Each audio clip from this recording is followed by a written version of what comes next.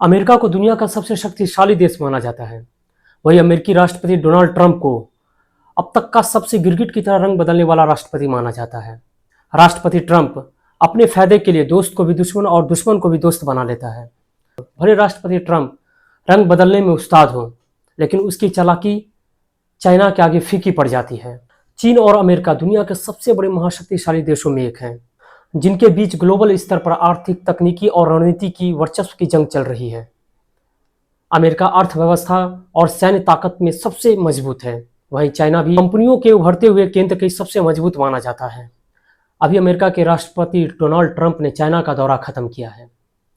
America के राष्ट्रपति Donald Trump ने अपने साथ 30 सबसे बड़े उद्योगपति, अमेरिका के जितने भी 30 बड़े उद्योगपति उनके साथ चाइना गए हुए थे, जिसमें टिम कुक, एप्पल के सीईओ टिम कुक, टेस्ला के सीईओ एलोन मस्क समेत कई बड़े बड़े दिग्गज कारोबारी थे, कई बड़े बड़े दिग्गज कंपनी के सीईओ थे।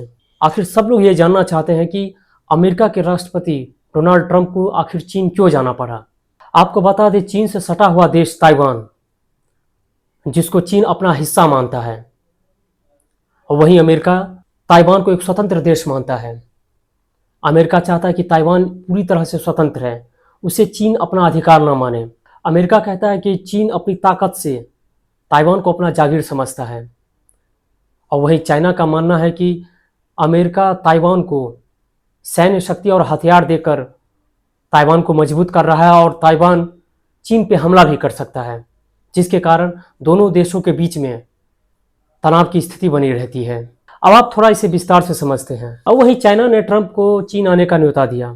ट्रंप भी जोर शोर के साथ अपने सैन्य शक्तियों के साथ बड़े बड़े दिग्गज सीईओ के साथ पहुंचे, जहां चाइना के राष्ट्रपति शी जिनपिंग ने उन्हें रिसीव करने के लिए एयरपोर्ट तक नहीं पहुंचे, और चाइना के उपराष्ट्रपति को एयरपोर्ट भेज दिए ट्रंप को रिसीव करने के लिए। यहीं से ट्रंप अपने आप को बेइज्जती महसूस करने लगे। शी जिनपिंग का ट्रंप को रिसीव करने नहीं जाना, कहीं ना कहीं शी जिनपिंग अपना पावर ट्रंप को दिखाना चाहता है। ट्रंप को ये बताना चाहता है कि उसका कद उसके बराबर नहीं है। 9 साल के बाद अमेरिकी राष्ट्रपति का चाइना दौरा हुआ था। अब लोग ये समझ नहीं पा रहे हैं कि आखिर ट्रंप को चीन में जाने की क्या जरूरत पड़ी, क्योंकि दोनों देशों के बीच में तनाव की स्थिति बनी रहती है। पिछले साल ट्रंप ने चाइना पर 145% टैरिफ लगा दिया था, लेकिन चाइना के दबाव के कारण ट्रंप यह टैरिफ ज़्यादा दिनों तक लागू नहीं कर पाए और बीच में ही स्थगित करनी पड़ी, क्योंकि ट्रंप हमेशा चीन को अपने कद के बराबर समझता है।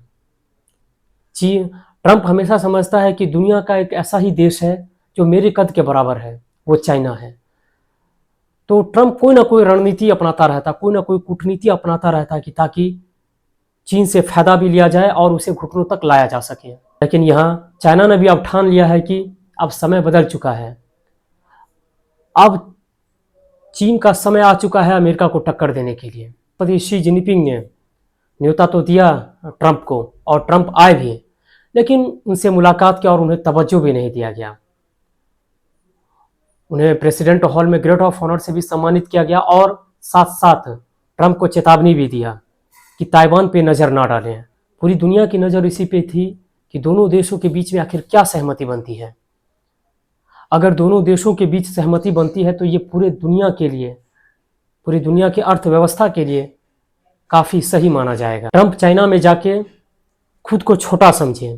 ट्रंप को यह एहसास हो गया कि चीन एक सुपर पावर है, क्योंकि ट्रंप ने चाइना के राष्ट्रपति शी जिनपिंग की काफ़ी तारीफ करते हुए दिखे।